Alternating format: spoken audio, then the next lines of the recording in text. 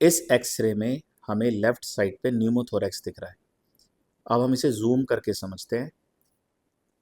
This is the visceral pleura, ये जो white line दिखती है इसको विसरल प्लूरा बोलते हैं, और जो चेस्ट वॉल से लाइंड होती है this is the parietal pleura.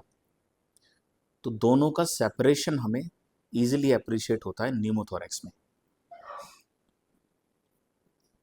दूसरा इंपॉर्टेंट पॉइंट इज, अगर आप कंपेयर करेंगे इस एरिया को, बिकॉज प्लूरल कैविटी है, यहाँ पे एयर है और ये कोलैप्स्ड लंग है, तो दोनों में डिफरेंस है, ये ज़्यादा ब्लैक है और ये थोड़ा हेजी दिखाई दे रहा है, सो मोर ब्लैक।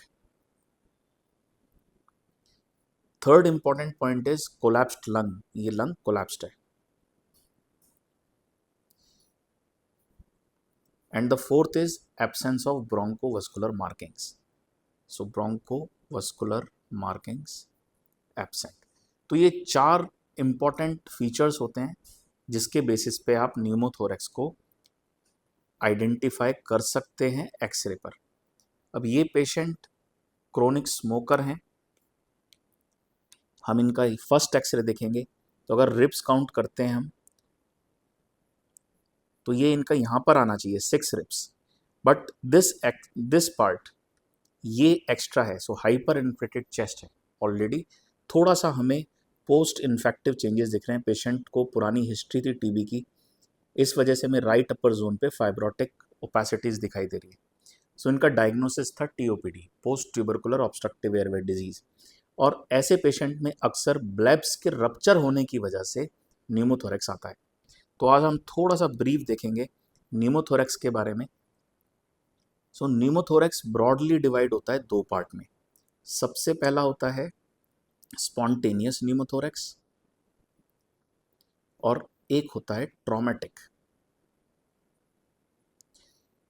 तो spontaneous pneumothorax two types, first is primary and second is secondary spontaneous pneumothorax.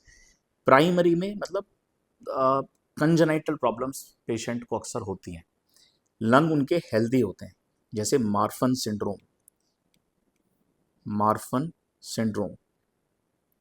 एलर-डेनलस syndrome.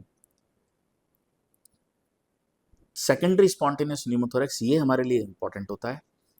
इसमें सबसे पहला होता है chronic lung disease like COPD या फिर आईएलडी या पोस्ट टीबी,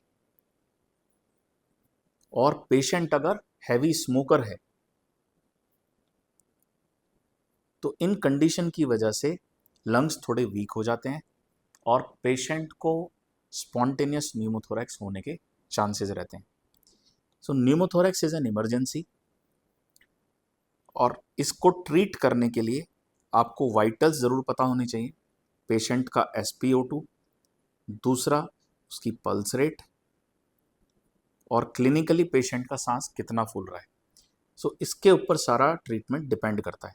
सो ट्रीटमेंट में सबसे पहले हम देते हैं ऑक्सीजन, दूसरा एयर टैप कर सकते हैं, और अगर पेशेंट के वाइटल्स अनस्टेबल हैं सो ICD। अगर बार बार न्यूमोथोरैक्स हो रहा है so we can do the chemical pleurodesis, मतलब हम उसको परमानेंटली बंद कर सकते हैं। So this is the management of the pneumothorax. मुझे लगता है आपको ये वीडियो पसंद आई होगी।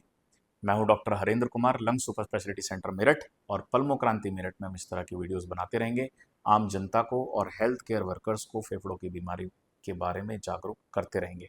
Thank you.